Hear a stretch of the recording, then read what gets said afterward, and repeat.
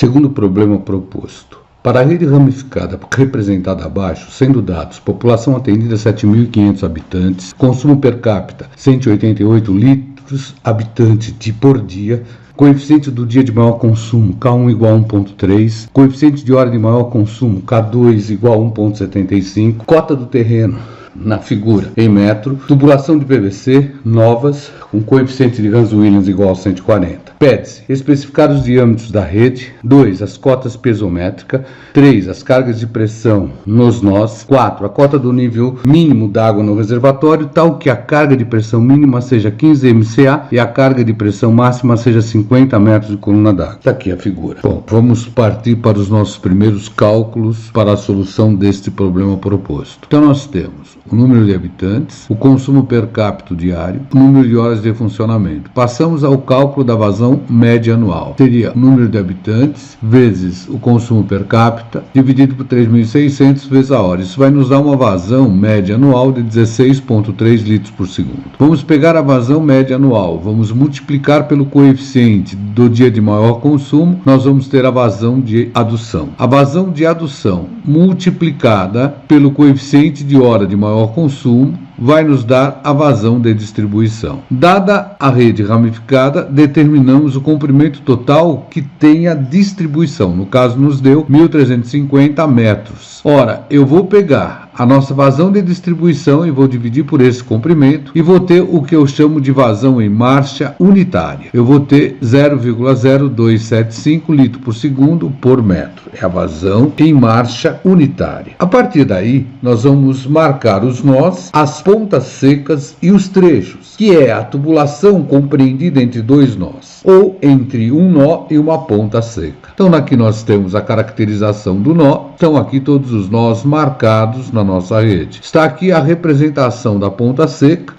estão aqui marcadas todas as pontas secas. E a partir daí nós temos a distribuição primeiro do trecho compreendidos na tubulação principal, 1, 2, 3, e posteriormente compreendido na tubulação secundária. Então eu tenho o trecho 1, 2, 1 e 3, 1. E nós vamos partir para a solução deste problema através de uma planilha Excel. Bom, vamos preencher a planilha referente ao problema 2. Esta aqui é a nossa rede ramificada. Iniciamos marcando os trechos. Eu tenho o trecho 1, tenho o trecho 1, tenho o trecho 2, 1, tenho o trecho 2, tenho o trecho 3, 1, 1, 3, 1, 2, 3, 1 e o trecho 3. Em seguida vamos marcar os comprimentos de cada trecho. Então nós teríamos 1, 100, 100 também, 2, 150, 2, 150 também, 3, 80, 3, 120, 3, 200, 3, 450. Em seguida, como sabemos que a vazão em marcha se distribui uniformemente e que é calculada como sendo a vazão em marcha vezes o comprimento, porque isso aqui seria num comprimento de x, então ficaria aqui com igual a nossa vazão que nós tínhamos achado vezes o comprimento. Dessa forma, eu tenho a vazão em marcha no trecho 1 e 1 e vou ter todas as demais. Não houve nenhuma restrição, não existe nenhum trecho que eu não tenha vazão em marcha nesse caso. Outra coisa que deve ficar claro, a vazão da montante tem que ser sempre maior do que a vazão de jusante. Por quê? Porque eu saio da montante início para jusante e eu tenho a distribuição ao longo do caminho que está saindo. Então eu saio com mais e chego com menos. Importante observar que esse nó A seria montante do trecho 1 e jusante do trecho 1. E é o mesmo ponto, e eles são iguais. Então eu teria que começar a preencher. Só que vamos iniciar colocando as pontas secas, onde nós temos vazão nula. Então eu teria a jusante do trecho 1 é uma ponta seca. A jusante é ponta seca. Onde mais eu tenho ponta seca? A jusante do trecho 211. Onde mais? A jusante do trecho 311. E a jusante do trecho 312. Outra coisa agora. Vamos fazer o balanço. Lembrando que pela equação da continuidade, que é a somatória das vazões em cada nó, no caso A, B, C e D, tem que usar 0. Então, no caso do ponto A, eu tenho que a montante do trecho 1,1. A montante do trecho 1,1 vai ser igual ao que eu tenho na distribuição aqui, porque é o que eu vou tirar. Então, isso aqui seria igual a 2,750. Só que, o que acontece? A é montante do trecho 1 e é jusante do trecho 1. Se é jusante, então aqui eu teria 2,75. Vamos agora pensar no caso da montante do trecho 1, que seria o nosso nó B. Nó B é a montante do trecho 1, é a montante do trecho 2,1 e jusante do 2. E o que acontece? Vamos pensar. No caso da montante de 1, o que eu tenho aqui? O que eu tenho saindo aqui? O que eu vou alimentar esse trecho 1, eu alimento esse trecho 1 com 275, e com o valor que eu chego aqui, então seria igual este mais este. Tá coerente? Tá, porque saiu 5,5, eu distribuí 2,75, cheguei com 2,75, perfeito. Então, eu achei aqui. Agora, o que eu tenho aqui a ponta seca, a montante de 2,1 seria igual ao que eu tenho aqui de distribuição nesse trecho, 2,1. Então, seria a 4,125. Agora, vamos pensar. O que nós temos aqui no ponto B? Eu vou ter jusante do trecho 2. Jusante do 2. E o que ela me é, a jusante do 2? Ela vai me alimentar esse trecho 1 e esse trecho 2,1. Esse trecho 1 que eu estou com quanto? Com 5,5. Então isso aqui seria igual ao 5,5 mais o que eu vou alimentar, o trecho 2,1. Mais o trecho 2,1. Montante.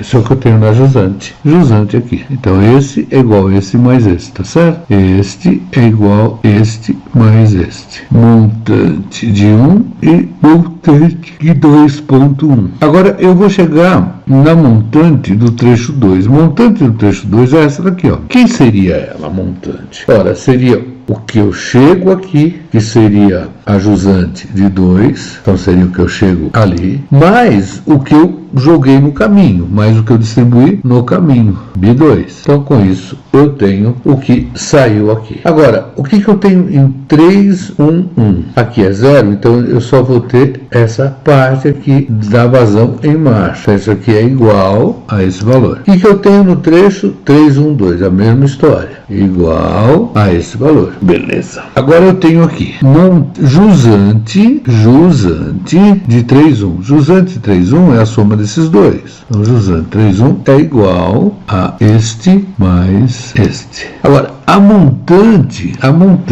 de 3,1. Então, eu estou aqui. O que eu tenho? Eu vou ter que alimentar esse. Eu tenho aqui 5,5, que chegou lá, mais o que eu tive em marcha nesse trecho, então esse aqui, agora eu tenho aqui, esse aqui saiu 11,01. Aqui eu vou ter montante de 2, montante de 2 e jusante de 3,1. Então eu teria, isso aqui seria o que? A jusante de 3. A jusante de 3 seria o que eu tenho, a montante de 2 mais a montante de 3,1. Certo? Então isso que eu tive aqui, ó. A jusante veio e saiu.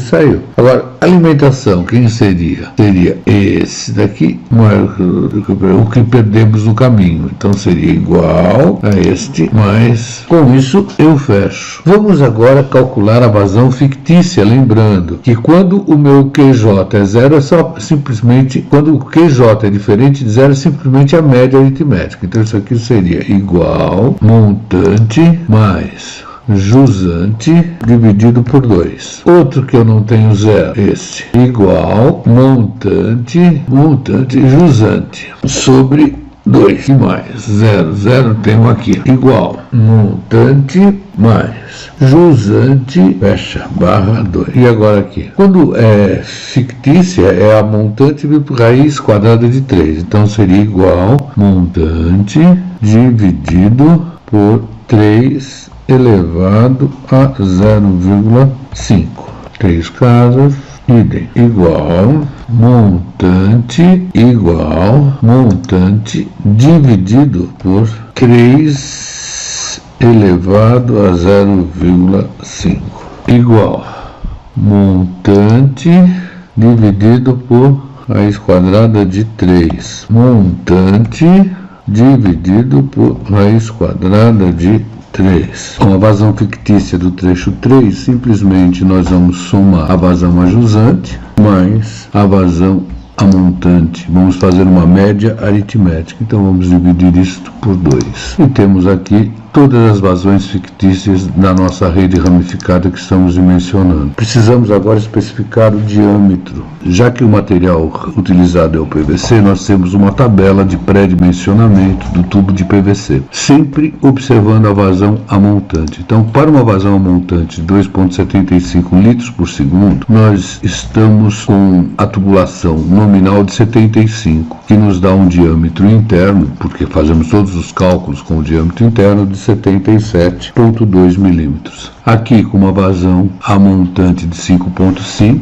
também estamos com 75, então 77,2. Montante 425 também, então novamente é 75, então 77,2 milímetros é o nosso diâmetro interno. Vazão a montante de 13,75 litros por segundo. Olhando aqui na tabela, então nós vamos ter para a vazão o diâmetro nominal de 150, ou seja, um diâmetro interno de 156,4 milímetros. Aí voltamos a ter uma vazão baixa montante, 2,2. 2,2, nós voltamos ao diâmetro nominal de 75, ou seja, interno de 77,2 milímetros. 3,3 continua sendo de 75 milímetros, 77,2 milímetros. Vamos para uma vazão a montante de 11 litros por segundo. Voltamos a um diâmetro nominal de 150, ou seja, 156,4 milímetros. E finalmente nós temos a tubulação que vem do reservatório com uma vazão nominal de 37,2 praticamente litros por segundo. Então temos uma tubulação de 250 milímetros nominal ou 252 milímetros interno.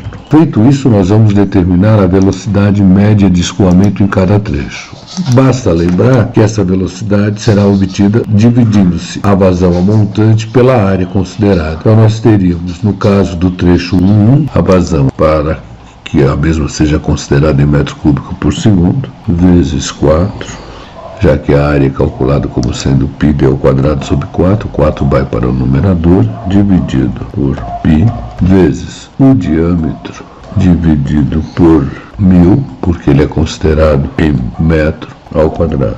Aí temos a velocidade dentro dos limites. Analogamente, achamos as demais. Todas dentro do nosso limite, então os diâmetros foram bem escolhidos. Passamos a calcular a perda de carga, que no caso será calculada pela fórmula de Hans-Williams, já que foi dado o coeficiente de Hans-Williams. Então nós teríamos vezes o comprimento, vezes a vazão, sempre a fictícia, só que considerada em metro cúbico por segundo, então vou ter que dividi-la por 1000, elevado a 1,852, tudo isso dividido pelo diâmetro, também considerado em metro, então também vou dividir por 1000, elevado a 4,871, vezes o coeficiente de Hans-Williams para o PVC, que foi dado igual a 140, elevado a 1,852. Aí eu calculo a perda de carga em cada trecho. Bom, agora nós vamos marcar as cotas do terreno. Vamos iniciar no trecho 3. Então nós temos aqui no trecho 3, montante 85, jusante 78,2.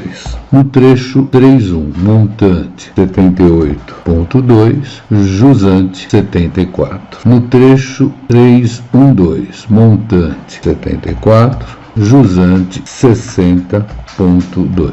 No trecho 3.1.1, montante 74, jusante 72,5. No trecho 2, montante 78,2, jusante 72. No trecho 2.1, montante 72, jusante 76. Agora no trecho 1.